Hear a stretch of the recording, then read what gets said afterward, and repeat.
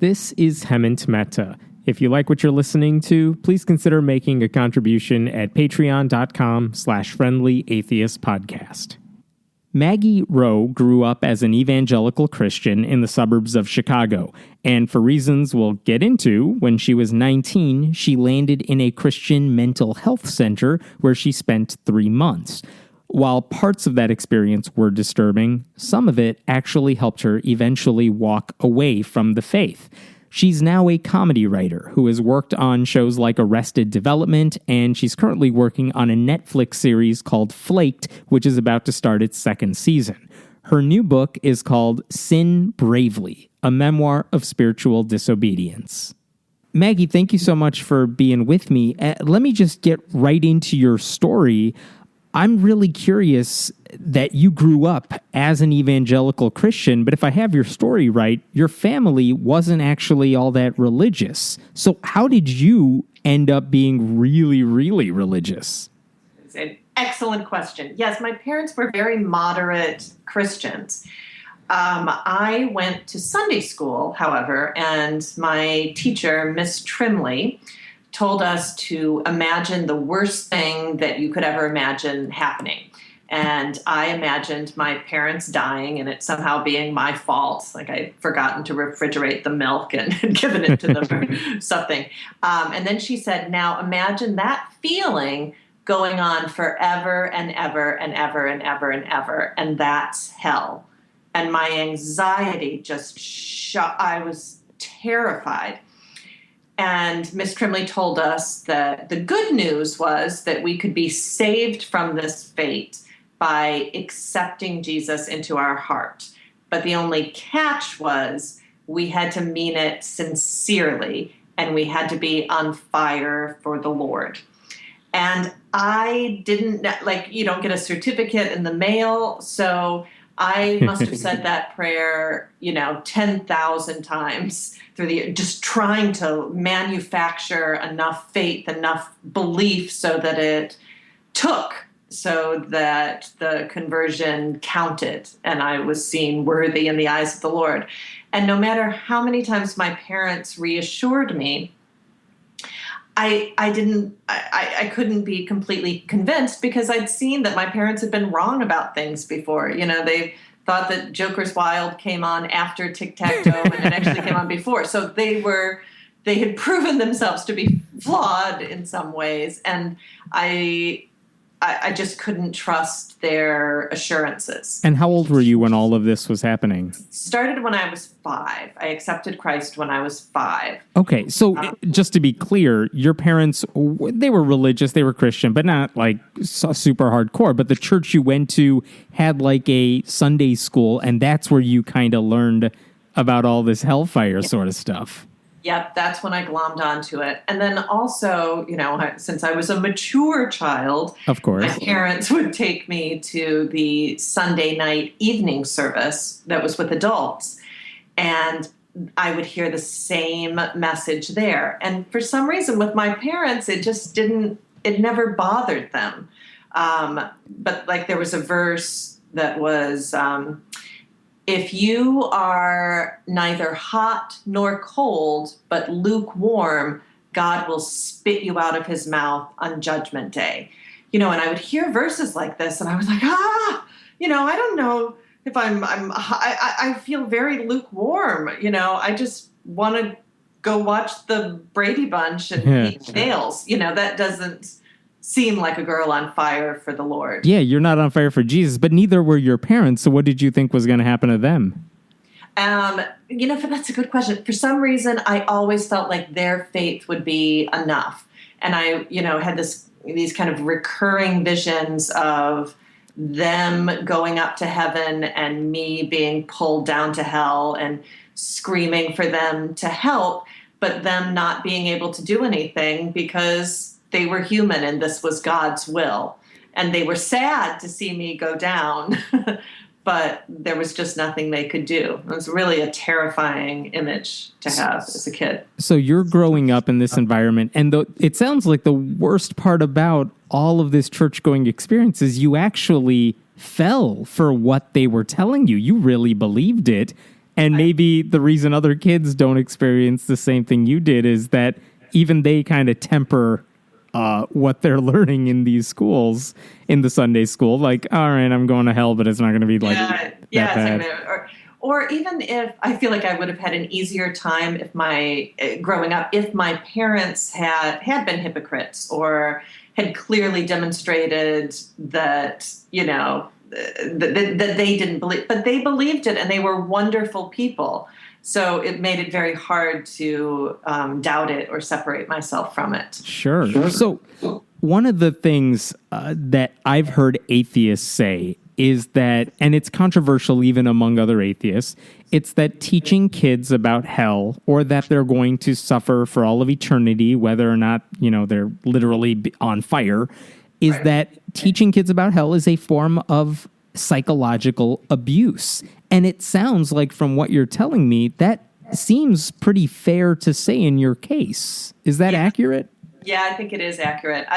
I've sometimes referred to it as spiritual terrorism too, because you can get into a kid's head and kids are already scared of monsters or the boogeyman, but nothing compares to the idea of eternal suffering that we were taught.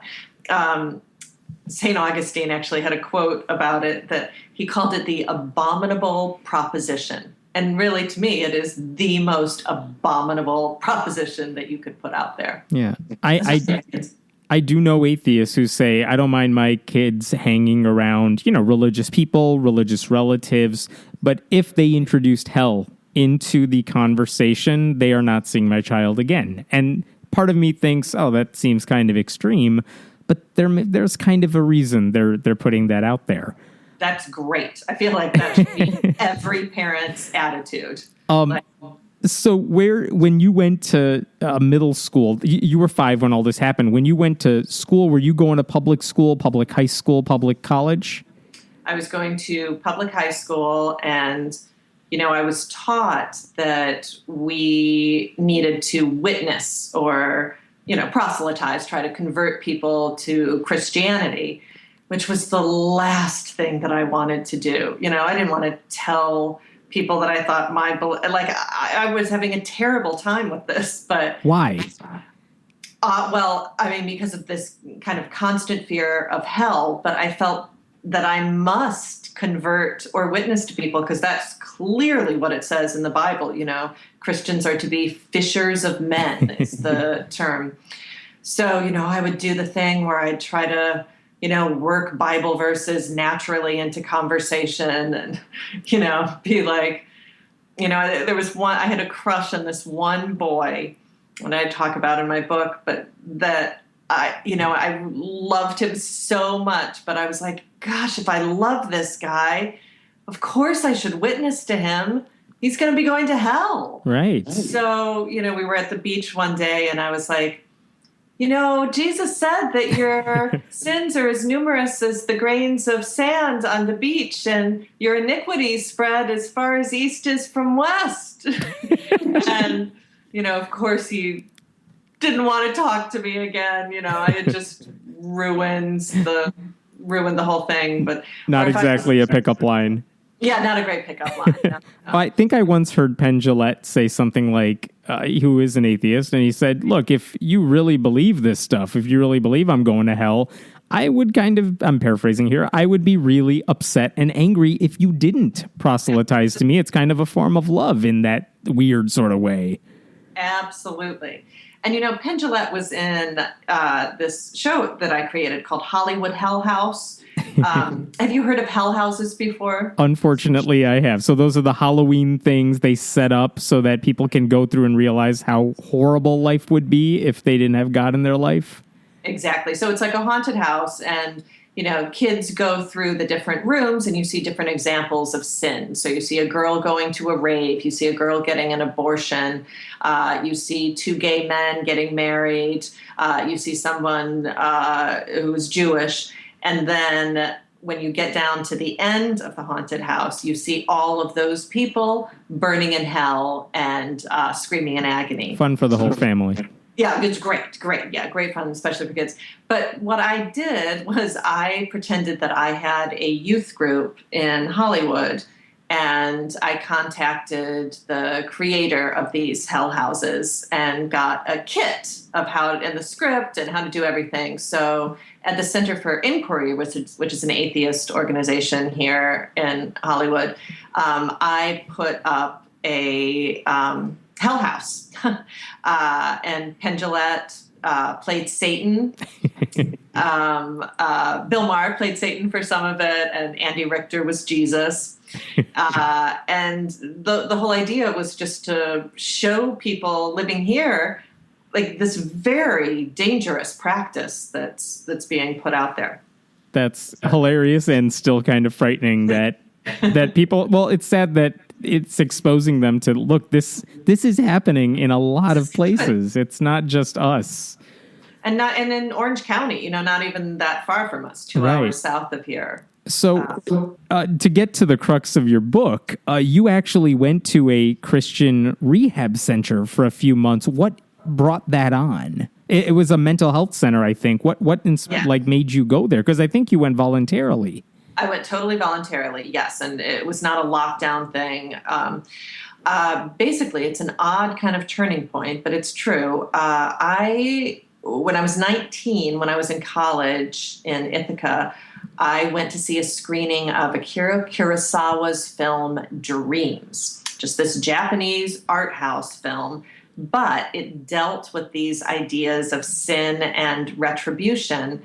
And all of my hell fears that I had kind of started suppressing in high school, I just pushed them down and down, because I was worried about, you just get concerned with other things. All of those fears from my unconscious flooded up. And I was in just complete panic. I heard this yelping sound and then realized that it was coming from my own mouth.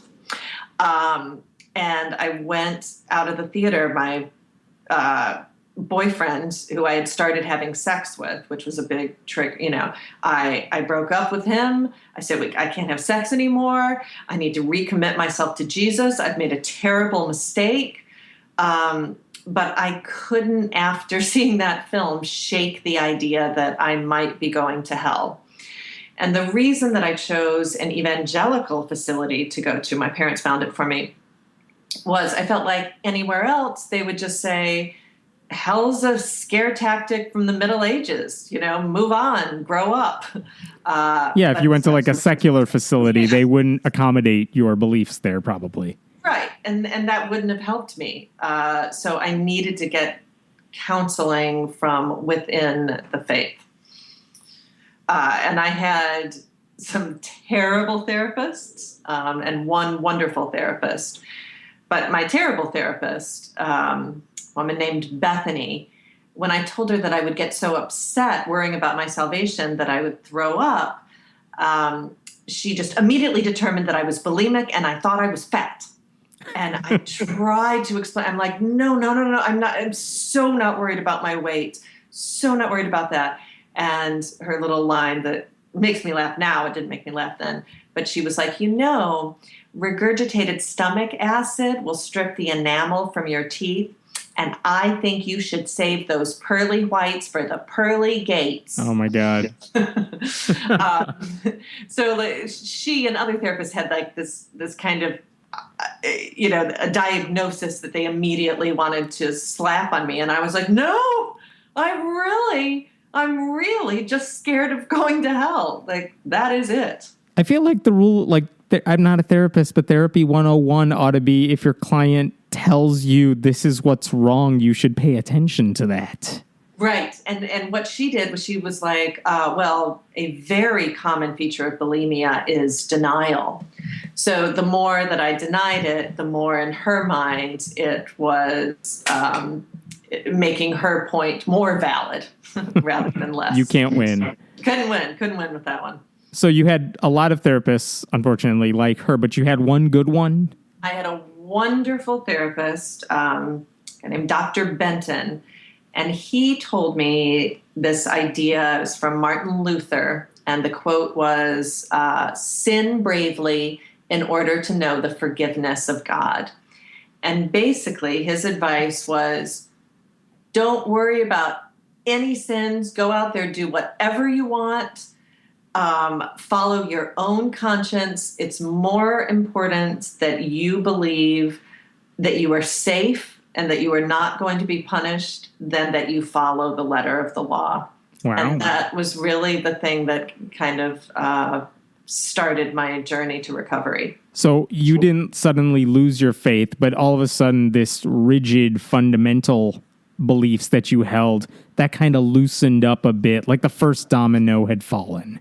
Yes, very well said. Yes, that was the very first thing. It's somebody telling me not to be worried. Like, and it was such a radical idea. I was like, what? What do you mean I can just do what I want? And he said, well, what are you going to do? Are you going to go murder people? Are you going to like release some dangerous gas on a subway? You're not. You're fine. You're fine. Don't worry. Don't worry. And, I really did kind of start this process of sinning bravely. I started off with little things. I started swearing. You monster. I know. But like that seemed terrible because I had gone to college and I had started using, just language, even saying the word shit. Like I was like, then I was like, oh my God. But, I've been saying this. So anyway, I started off small, and then kind of the climax of my book is where it sounds like a crazy idea, but I went to an amateur night strip club at a place called Lookers, whose slogan was "Girls You'd Care to See Naked." That sounds so derogatory. Yeah, I know. It's a really low bar. But I figured I could pass that bar. Congratulations. Thank you. And then I danced to Patti Smith's song "Gloria," that had the lyric, "Jesus died for somebody's sins, but not mine." And that was, it was a big moment for me. Afterwards, I did feel this flood of anxiety and regret, but then afterwards it kind of released a little.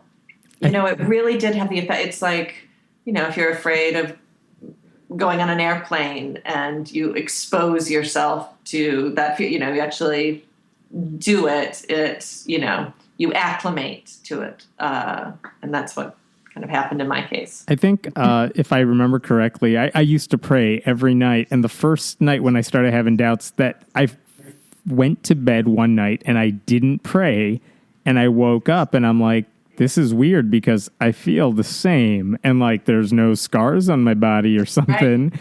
But it took it was a weird feeling because you feel like you did something wrong, but you're not exactly sure. Right. How long did that acclimation process take for you between like taking that step of dancing to finally, you know what? I think I'm going to be okay.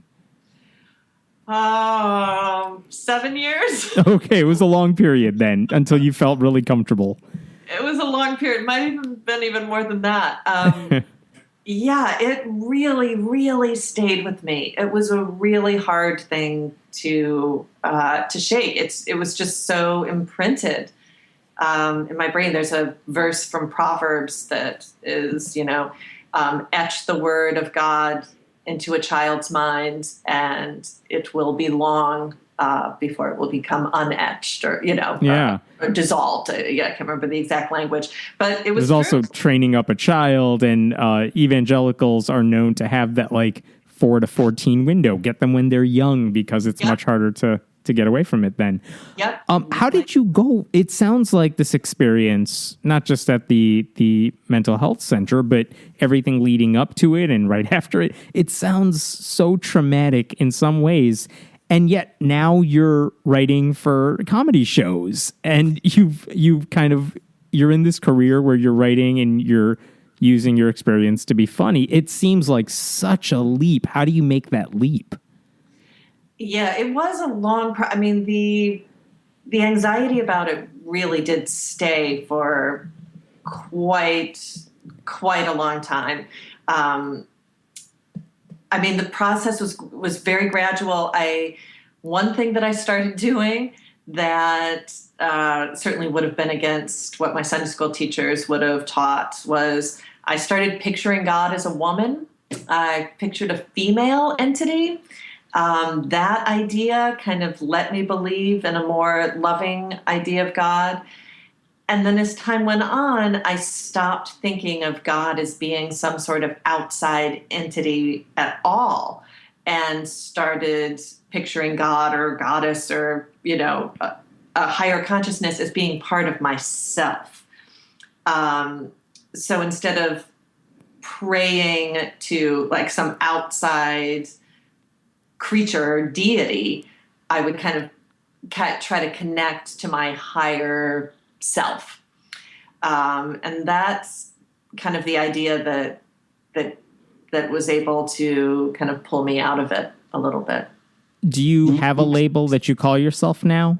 I do not have a label that I call myself now. I'm a member of a Zen center, so I would say that I am closest to Buddhism more than anything else. I'm a regular meditation practitioner. But even that, I don't believe the Buddhist ideas literally either. So I don't have an idea of literal reincarnation or, any of the deities in Buddhism. I don't take that literally either. I tend to think that all of these religions are kind of pointers, metaphors, poetry, images that point to a way of living that can conceivably make you happier and more at peace.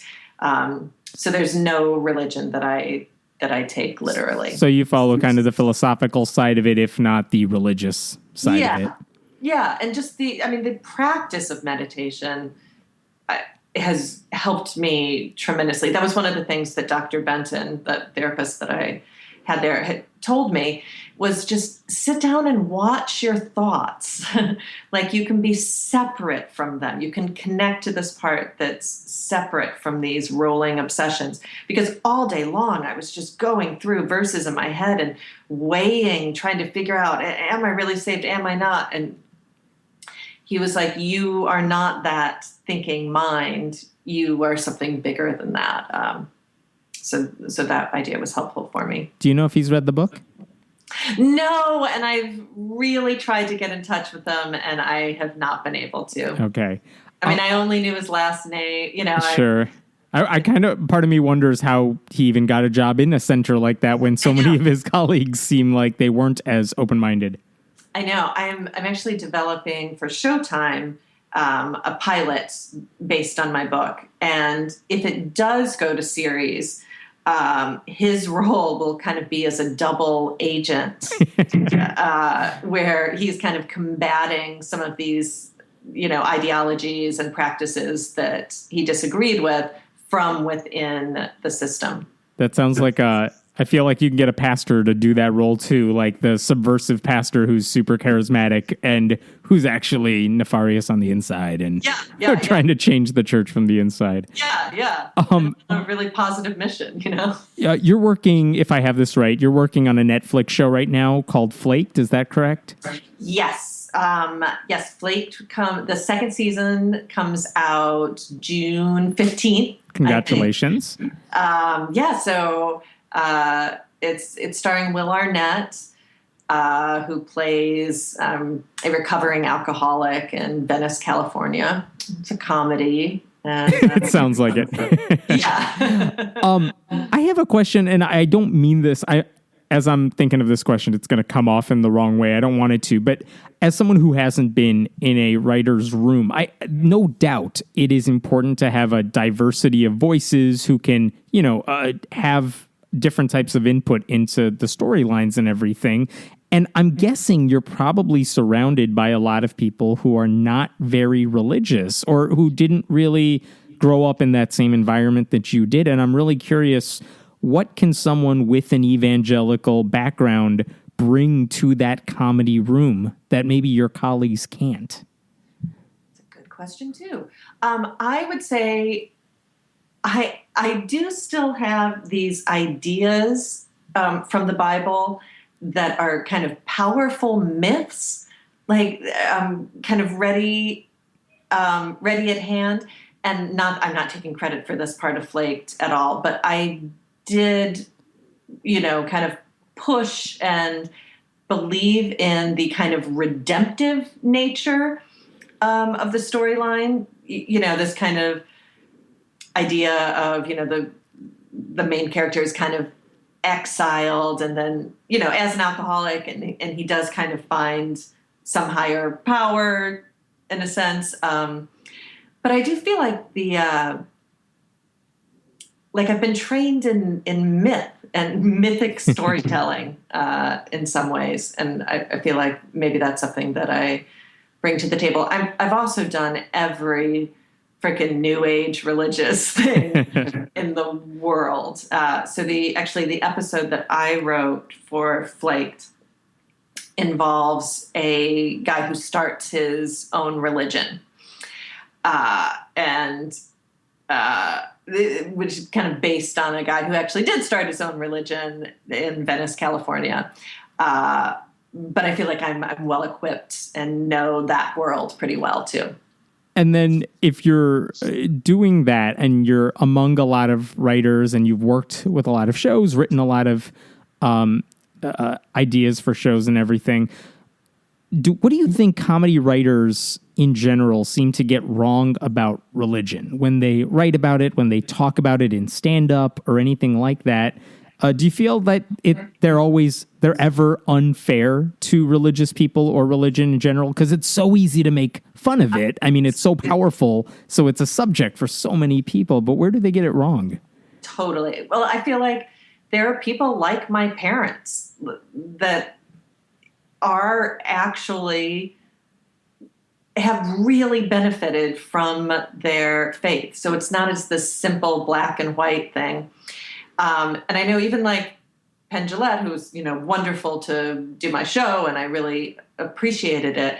He really, with some of the people in the cast who said they were spiritual, he's like, that's bullshit, That's bullshit. You're in or you're out. It's one or the other. And I feel like there is some middle ground there that people often don't recognize. And just the value, like that not all Christians are fundamentalists or evangelicals. There really are people that look at the Bible as metaphors, as stories, as guides to living, that would still call themselves Christians, but that don't believe it literally. And just recognizing that there is that camp of people. And unfair to pigeonhole everybody kind of in that fundamentalist area. Yeah, and even I didn't know, and probably until my mid-20s, that there were other kinds of Christians. I just didn't have any acquaintance with that. There's a former evangelical pastor named Rob Bell who wrote this book called Love Wins. And got in trouble for that. You what? He got in a lot of trouble for that book. Yes, he got in a lot. So got in a lot of trouble for that book. The subtitle was "What If Hell Doesn't Exist?" Mm-hmm. And I just, when I read it, I just like wept. I was like, oh, there are other ways to interpret this book than I was taught, and I probably would go further than Rob Bell. Sure. But that was a real starting point for me. I long time ago, I visited a whole bunch of Christian churches for a project I was doing, and most of the pastors at these churches, afterwards, when I asked if I could chat with them, almost all of them said no, and a lot of them were evangelical pastors. Rob Bell was, I believe, the only one who was willing to have a sit-down one-on-one with me. Really? And the conversation was awesome, and I had the same sort of reaction you did, which was, I'm not used to hearing this sort of thing. And certainly at the time I talked to him, it was a weird discussion because I hadn't met many Christians like him. Now I've met a lot of Christians like him. But it is kind of a jolt when you realize, oh, this is someone who has a lot of respect and, a fame among a certain type of Christian. And yet he's saying these things I never really heard growing up in church. And that's unusual. Yes, he had one line in that book that I'll always remember, and it's what if the missionary gets a flat tire, and so somebody doesn't get saved? Like, does God really let that happen? Like, but yes, yeah. Rob Bell, Peter Rollins is someone I have read, and Richard Rohr, like people that are pointing out different ways to reframe these passages. And it sounds like people like that are on the rise too, because we are seeing kind of like what you're saying, which is people who may still believe in something, but they definitely don't have any, they don't want to belong to an organized religion, certainly not the one they grew up in. So whatever, I think the demographers always lump them in as the nuns, N-O-N-E-S, and it's a rising group of people, but it's not rising because of atheists. It's rising because there's a lot of people who are like, I believe in something, but it doesn't fit any of the categories I'm familiar with, and we're still seeing that number grow. I think you're totally right. And it's the first time I've heard the term. I heard it a couple months ago, but Christians without boundaries. Never heard it being called like that. But the idea that a group of people that don't think of Christianity as being a superior faith, but simply the one that they are connecting with. In the same way that I can go to Pilates without thinking that it's better than going to CrossFit, you know. It's a different method. Well, that's awesome. Well, thank you so much for taking the time to chat with me. And Maggie Rowe's new book is called Sin Bravely. It's a memoir of spiritual disobedience. Thanks again. Oh, thank you so much. Really enjoyed talking to you.